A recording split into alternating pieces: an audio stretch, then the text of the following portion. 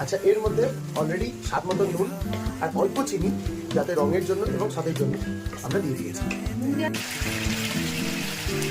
পরিমাণ মতো দেবে, কতটা মাংস ইউজ করছে তারপরে আমার যদি লাগে আমি পরে একটু দেবো।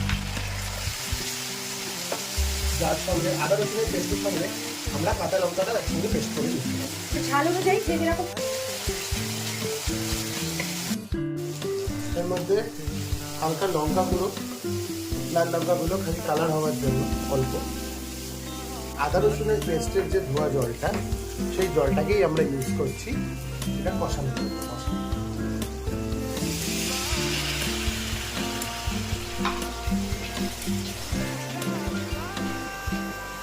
কষা হয়ে গেছে, তেল ছাড়তে শুরু করে। এবার আমরা ম্যারিনেটেড যে মাটনটা আছে এটাকে আমরা ওর মধ্যে দিয়ে দেব।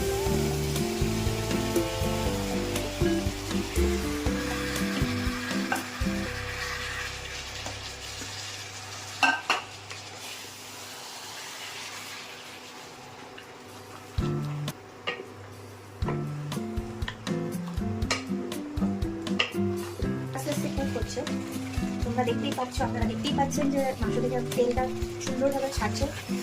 আর এর মধ্যে আমরা আরেকটু কষিয়ে নিয়ে আমরা ওর মধ্যে দিয়ে দেবো হচ্ছে বিরিয়ানি মশলা দুটো, যেটা আমরা আগে আপনাদের দেখিয়েছি। বিরিয়ানি মশলা 1 আর 2 দুটোই আমরা এর মধ্যে দেবো। আর তার সঙ্গে আমরা দিয়ে দেবো একটু শাহি গরম মশলা, কিন্তু তার আগে আরেকটু কষিয়ে নেবো।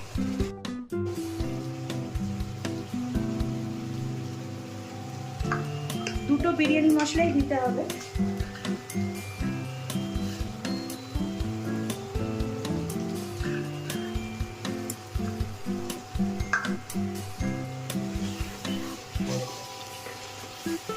এরপরে আমরা দিয়ে দেবো শাহি গরম মশলা।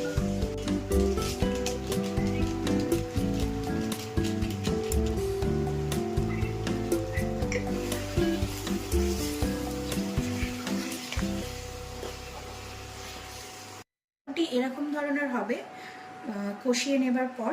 এবার এটাকে আমরা গরম জলে দিয়ে এটাকে প্রেসার কুকারে দিয়ে দেবো। প্রেসার কুকারে গরম